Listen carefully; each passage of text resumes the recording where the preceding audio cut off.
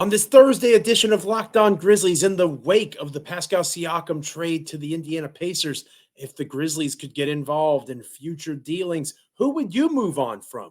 David Roddy or Zaire Williams? I have my answer. Plus, this idea of Santi Aldama potentially being a core piece moving forward. Is that still as true as it once was? And we're going to preview Grizzlies-Timberwolves tonight on national television once again. Lock in with me on this Thursday episode of Locked On Grizzlies. You are Locked On Grizzlies, your daily Memphis Grizzlies podcast, part of the Locked On Podcast Network, your team every day.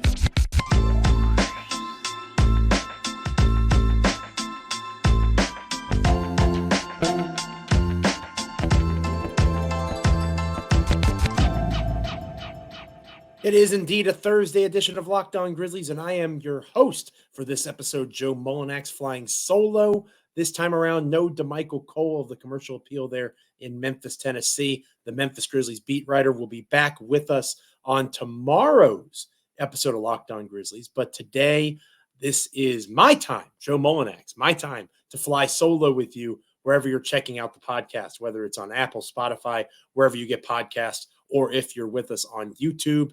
All of it's appreciated, and we are glad that you are with us here on Locked On Grizzlies. Today's episode is brought to you by Game Time. Download the Game Time app, create an account, and use the code LOCKEDON for $20 off your first purchase.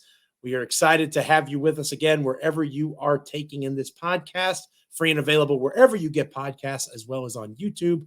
Like, comment, rate, review, subscribe. We continue to inch closer and closer to that 3,000 subscriber mark on YouTube. Thank you to everybody that has given us good feedback, that has subscribed over on the YouTube channel. I know DeMichael appreciates it. And of course, I also appreciate it. Before we get into the Timberwolves, one of the very best teams in the NBA, that the Grizzlies are heading off to Minnesota to take on a road trip that the Grizzlies begin tonight, a long run to end the month of January in a variety of different cities. It is a tough stretch. Memphis has been playing better against the Golden State Warriors most recently. The Grizzlies looked pretty good. So how that all translates, we'll talk more about. But after talking about the potential of Pascal Siakam getting traded to the Indiana Pacers, of course, on Wednesday it actually happens, right? Siakam for a reasonable amount. I thought that was a decent trade for both the Raptors and the Pacers. Several first-round picks, Bruce Brown, Jordan Nwora, going to the Raptors, and in exchange, Pascal Siakam goes to the Pacers. And that's a trade that's interesting. It definitely makes the Pacers better offensively, helps a little bit defensively, but doesn't solve those woes. I think it makes Indiana a more interesting playoff team than it does make them a contender. And if it's the first step in a process of getting them to that place, I think Indiana has an interesting path that they can follow there. Obviously, Rick Carlisle is their head coach. Tyrese Halliburton playing at an all-NBA level, adding another all-NBA caliber player in Siakam isn't going to hurt matters. But it got me thinking, right? If the Grizzlies over the next several weeks, we talked about what type of trade we wanted to see the Grizzlies make on our last episode, who all would potentially be involved, right? Because Marcus Smart out for a sustained period of time with an injury, plus I think you could argue, and maybe we do this on a future episode, that Marcus Smart is a part of the core moving forward. I think he's shown enough in terms of being a versatile type of player, combo guard, that he should be here next year when the team's trying to be a title contender once again. Hopefully all the injuries are gone and no more suspensions and all that fun stuff. But Luke Kennard seems kind of like low-hanging fruit. He's also not a young player, right? Luke has a team option coming up that could be good salary cap fodder in a trade. The Grizzlies would be wise to keep one of the best NBA three-point shooters in the league in-house if they're able to. But the second tax apron is coming up, and Memphis, while I do believe Grizzlies owner Robert Parra is willing to be a luxury taxpayer, I struggle seeing him going past the second tax apron, which has larger punitive punishment for spending that much money on your salary cap, for those of you that are not capologists. So what does all of this mean? It means that while Luke Kennard pretty easily can be moved, and again, I'll save those conversations for DeMichael, with you and I chatting on this Thursday, I wanted to prioritize young players that may be a team like Detroit or Washington or San Antonio, Portland, teams that are actively not trying to be that good this year. Maybe they would see value in them as part of another deal, being a third team in a trade, whatever the case might be. And I landed on two names in particular that I wanted to talk about, and hopefully I can get your input in on the comments or in the comments to this video podcast, however you're checking us out. Ziaire Williams and David Roddy, right? Now that sounds like an interesting combination because they're two fairly different players, right? Different in terms of what they bring to the table, but similar in terms of being unique, as weird as that might say. And let me explain, or as weird as that might sound. Let me explain. Ziaire Williams at 6'9" is a true perimeter player, right? You don't look at Ziaire Williams and say that guy can be a stretch four, that guy can defend bigs. He doesn't have the frame for that, and frankly, he doesn't have the skill set for it. He is a true perimeter wing with a larger size that has a decent handle, that has shown the ability to put stretches of good play together, but not nearly consistently enough, right? Just against Golden State, he was one of the two starters that only scored, I think Ziaire only scored 4 points as a starter against the Warriors. That was after a few good games. Compare that to David Roddy, who is smaller than Ziaire, at least shorter. Roddy is maybe 6'6", maybe a little shorter than that. But Roddy, while he can play on the perimeter, looks to be the part of a more of a front court type of player. A 3, a traditional 4, that stretch 4 idea. Roddy has played that a lot recently. And then even in college at Colorado State, David Roddy played the 5. Now, can David Roddy play the 5 in the NBA? Probably not. But the fact remains, it's two different types of versatility. So they're similar in terms of being versatile players. One on the perimeter, given his size. One in the front court, given his athleticism and agility and his thickness, his ability to use his body in the case of Roddy. If one of those two guys had to be the ones to be shipped out, who would you choose? For me, I'm shipping out Ziaire Williams, and let me explain why. Because you're probably listening to this or watching this and thinking Ziaire has the higher upside, which might be true. I do think he has lottery talent still. He's only 22 years old, can still potentially grow. And that's one of the reasons I would be comfortable with moving him. You have Vince Williams Jr. in the fold now. You have Gigi Jackson. You've got guys on the wing that can contribute in that way. And you want to add another wing potentially in a Ziaire Williams-esque type of deal with the Toronto Raptors, maybe, for example, or any other team that is not in the hunt for postseason contendership, right? Serious postseason contendership. So you take Ziaire, you put him in a place like Detroit, Toronto, Charlotte even. A coach, a front office, they can talk themselves into that steady level of potential. The production may not be steady, but the potential remains steady at 22 years old. You see his frame, his ability to play on the perimeter. Roddy is not as attractive.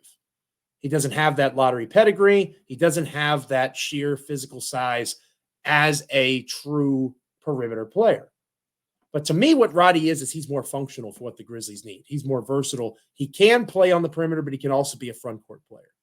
He can do a variety of different things, defend a variety of different positions. And as the Grizzlies start thinking about this roster long term, you have to consider that level of versatility. David Roddy can play positions 2 through 5, depending on the matchup, on any given night. Ziaire Williams cannot do that. David Roddy can impact games in ways that don't involve scoring. While Ziaire has improved as a passer, while he's improved as a rebounder this season, you don't see that consistently enough on the defensive end, although he did draw the Steph Curry defensive assignment at times when Vince Williams Jr. didn't have it. We've seen Ziaire do those things in the past. Roddy, for me, is more functional. And Ziaire, while the potential is there, that means he probably has greater trade value. And to me, the ceiling for Ziaire is not one that he's likely to obtain here in Memphis. And that's an important piece to this.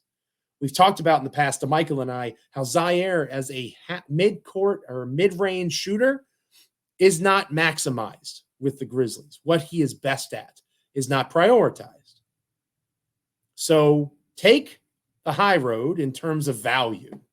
Move on from Zaire, keep Rody. It'll probably be a more realistic long-term contract anyway, and lean on that versatility and production that you've seen more consistently than you've seen it from Zaire. So I'm taking the safe bet rather than the perhaps higher quality potential ceiling player. How do you feel? Or are you with me? Would you keep Rody and try to trade Zaire? Would you be on the opposite end of that, want to trade Rody and keep Zaire? Whatever the case might be, however you view it, we're not talking about Jake LaRavia because LaRavia is injured, and to me, he's not in the same tier as Rody and Williams. Vince Williams Jr. isn't in that same tier anymore, and I would argue that G.G. Jackson, given his contract situation, his age, he's not in that tier either. For me, it's Zaire and it's Rody. Those are the two guys if you had to pick. Who are you picking to keep in terms of end of rotation guy? Who are you trying to maximize trade value on? I'm trying to move on from Zaire, keep Rody. What say you? Let me know in the comments. Hit me up. Tell me how you feel on X at Joe Mullinax. Let's continue this conversation, won't we? I think it's a good way to have fun on this Thursday. Another good way to have fun is to talk about Santi Aldama and his role in all of this. Because a 6'11" offensively versatile player, in theory, could have trade value. Does he make sense in Memphis long-term? Does he make sense in a similar way to Zaire as a potential trade add-on at the trade deadline or even this summer? We're going to talk about that next here on Locked On Grizzlies. But first, this episode of Locked On Grizzlies is brought to you by the good folks over at Prize Picks. I'm a big fan of Prize Picks, and you should be too if you're not already.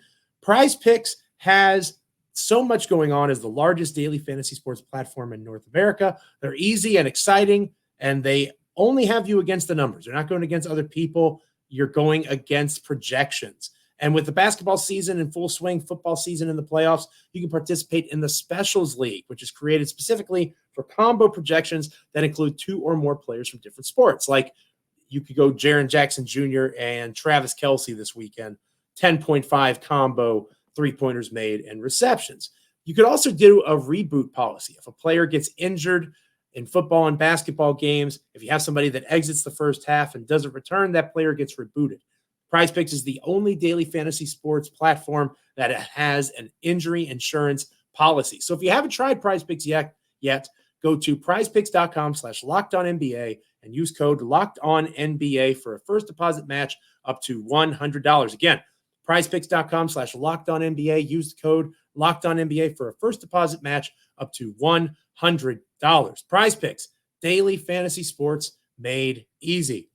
This episode of Locked On Grizzlies is also brought to you by LinkedIn Jobs. It is 2024, a new year. Every small business owner is asking themselves the exact same question: what is the move that I can make to take my business to the next level? LinkedIn Jobs knows exactly that success depends on the team that you surround yourself with. That's why LinkedIn Jobs has created the tools to help find the right professionals for your team faster and for free.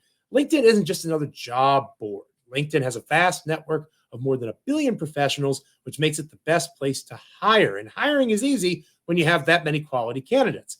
86% of small businesses get a qualified candidate on LinkedIn within 24 hours. It's why small businesses rate LinkedIn Jobs #1 in delivering quality hires versus leading competitors. Thankfully, with LinkedIn, the process to find the right folks is intuitive, quick, and easy for small businesses. Post your job for free at linkedin.com/LockedOnNBA. That's linkedin.com/LockedOnNBA to post your job for free. Terms and conditions apply. We talked earlier about trades, right? And Pascal Siakam moving on to the Pacers. It has me all juiced up for what the Grizzlies could potentially do moving forward in the next several weeks leading up to the trade deadline. I would move on from Zaire Williams and keep a David Roddy. If you want to keep Zaire and move on from David Roddy, you're not going to get an argument from me. I just gave you my preference. But to me, that's kind of an easy choice, one way or the other, right? There's one or the other.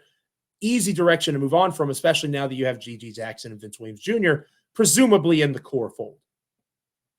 It gets a little bit tougher in the true front court, where you have Jaren Jackson Jr. right now, right?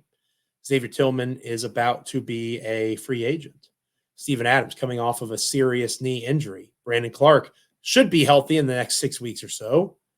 but he is coming off of a serious Achilles injury.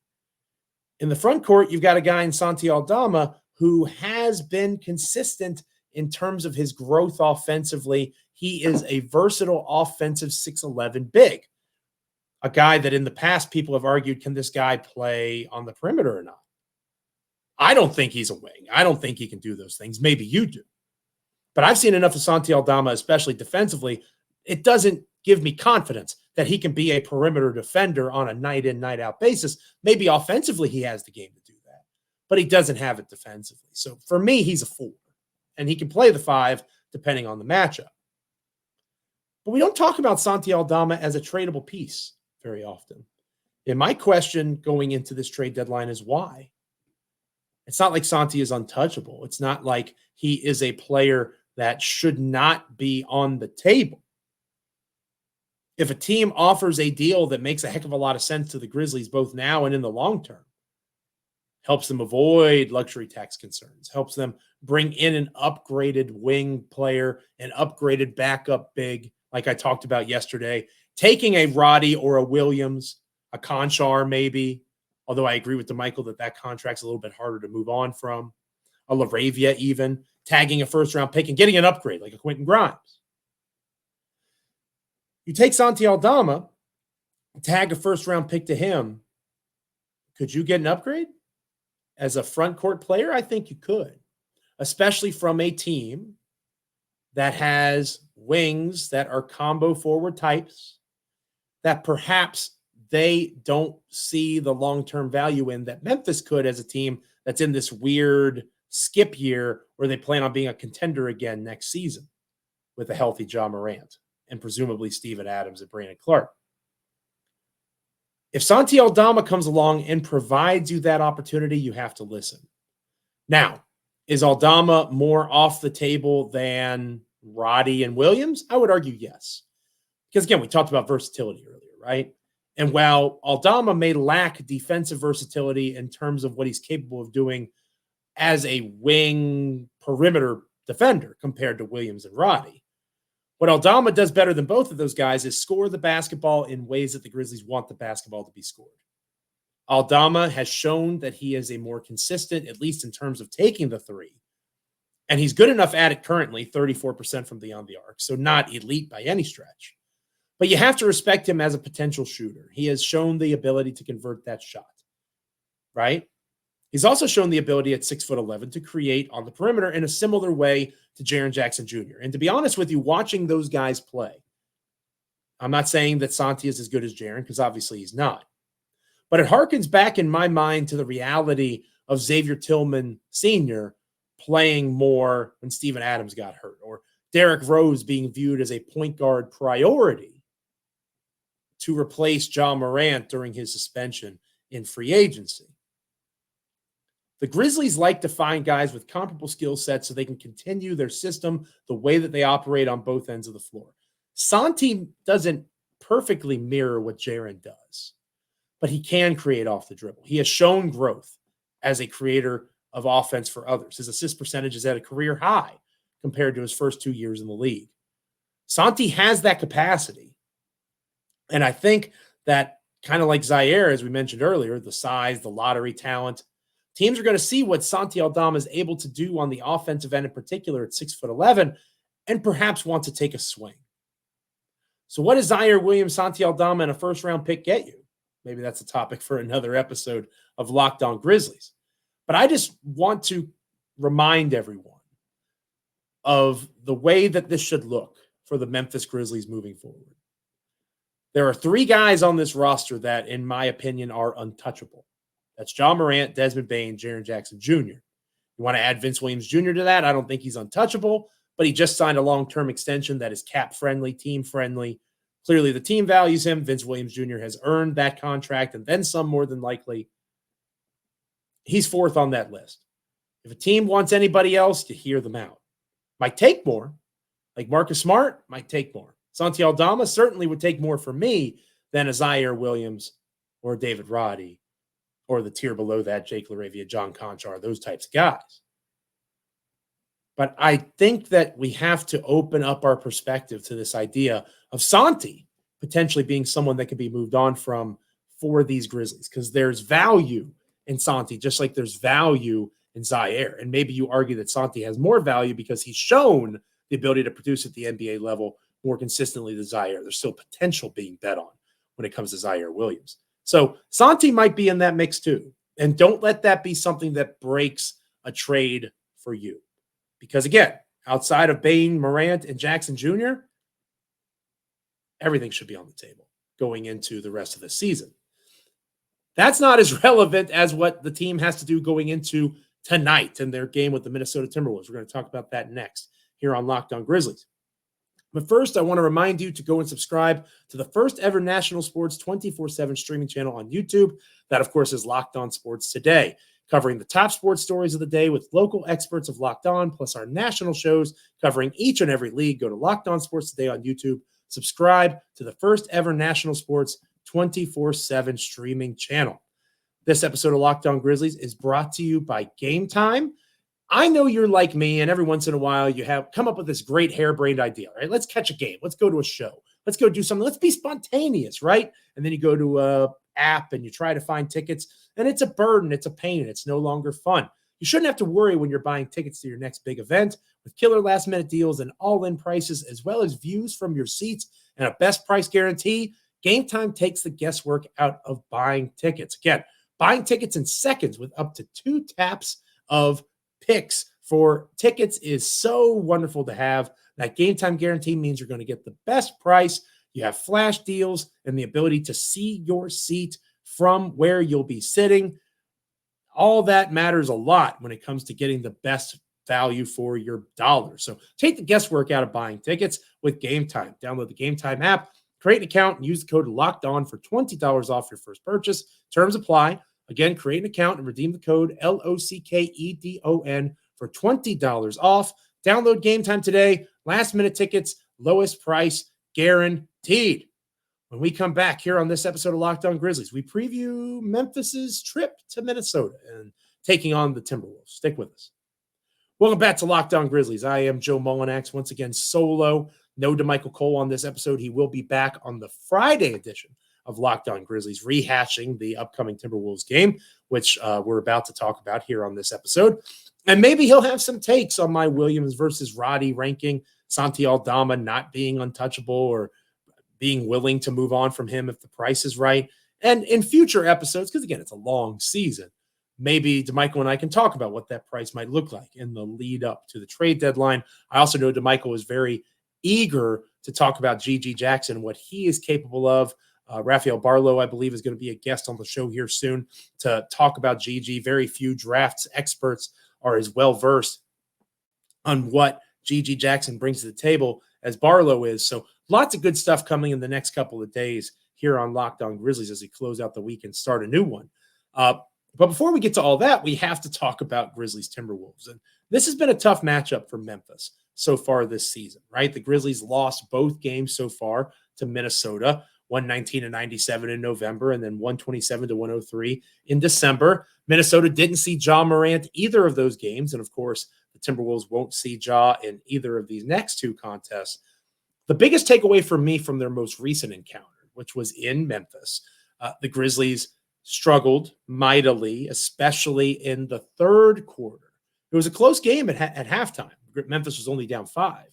But then the Timberwolves really pulled away late, and it was the play of a guy like Mike Conley. And it stings, right? As an old hat Grizzlies fan at this point, someone who's followed the team since 2011, it hurts to watch former Memphis Grizzly Mike Conley, one of the best to ever do it in the Beale Street Blue, cook the Grizzlies. But it's also nice to see one of the genuinely best NBA people that I've ever had a chance to interact with on a limited basis. But when I cover the team directly, when I lived there in Memphis, I talked to Mike a time or two.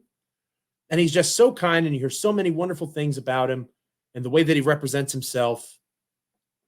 It's like the most positive kind of demise you can ever meet when it comes to a basketball loss, right? And he was a major reason why Memphis lost that game. Mike Conley, 19 points, 7 assists, 4 rebounds. He was 2 for 3 from beyond the arc. And Mike is having one of his best 3-point shooting seasons. The Grizzlies have to be aware of where Conley is and what he's doing offensively. They can't just shut things down and leave him open and hope that they can stop a Karl Anthony Towns, Anthony Edwards, if he plays in the game. I believe he's questionable as of this recording. Whatever the case might be in terms of what these guys are physically capable of doing, you have to be able to put yourself in a position to protect yourself against a guy like Mike Conley getting hot. Because if Mike Conley is able to go out there and compete at a level that you're not able to contain his offense, you're surely not going to be able to do that with other members of the team. And that matters a lot to me. You have to be able to find a way to slow down the likes of an Anthony Edwards. And Anthony Edwards is not questionable. I just checked that in. He's good to go. Anthony Edwards gets the superstar, next great American basketball player that Ja Morant used to be. Edwards gets that attention now. And he deserves your attention offensively. He deserves your attention in terms of his physical ability, not disputing that. But you can't forget Mike Conley. And you can't just punt and say, oh, we're leaving that guy open, because Conley's going to hurt you. He has the capacity to do so. So does Karl Anthony Towns. Rudy Gobert is having a renaissance season, bouncing back, double-double machine, a likely defensive player of the year candidate again, right? So the Minnesota Timberwolves are one of the best teams in the NBA for a reason. Their roster is coming along quite nicely. They have veterans like Naz Reid, who is having a terrific season off the bench. He'd be a great fit in Memphis long-term, but I don't think Minnesota is going to want to part with him. Old friend Kyle Anderson doing some good things, continuing to be a strong basketball player. The one thing he's not great at is putting the ball in the hoop, but he is a strong rebounder, strong defender. We know what Kyle Anderson is capable of. So the Timberwolves have a great mix of youth and veteran leadership. They have a player in Conley who can guide them nicely. They have explosive talent in Anthony Edwards. They have so much going for them when Towns and Gobert in particular, given their size and the unique diversity of their talents, get going. How can Memphis win? They have to slow Anthony Edwards one-on-one. And this is where Vince Williams Jr. has to be significant. It may not be the best offensive game for him, right? And I think this is a game where Jaren Jackson Jr. can potentially be aggressive and bounce back after a poor performance against the Golden State Warriors. Jaren, the last time he took on Minnesota, and again, Gobert and Towns played 7 of 14 from the field, 21 points, only 2 rebounds, which is not very good. But offensively, Jaren was able to get his shot and be efficient scoring the basketball. He's going to have to do that for the Grizzlies to win, because unlike the last time the Grizzlies played Minnesota, Desmond Bane is out, right? So Jaren is going to be the focal point. Vince Williams Jr. has to limit Anthony Edwards, and they can't overhelp. That's part of their scheme to an extent. I get it.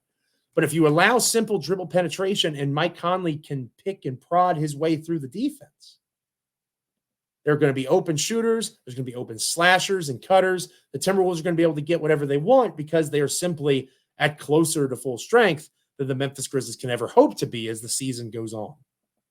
So the Minnesota Timberwolves are not the Golden State Warriors. The Warriors are flawed. I think you could argue pretty easily the Warriors are pretty broken now. I could see the Warriors making some sort of a trade in the coming days to try to fix what ails them after their loss to Memphis and then on the grander scope of things. Not much broken in Minnesota with the Timberwolves. If you see another strong Mike Conley performance, it's going to be extremely difficult for the Grizzlies to overcome that. If you see Anthony Edwards going off, even though Vince Williams Jr. is his primary defender, Memphis probably can't overcome that. And given their current personnel, Xavier Tillman and Jaren Jackson Jr. and Santi Aldama and David Rody are not going to be able to shove Karl Anthony Towns and Rudy Gobert and Naz Reid out of the paint.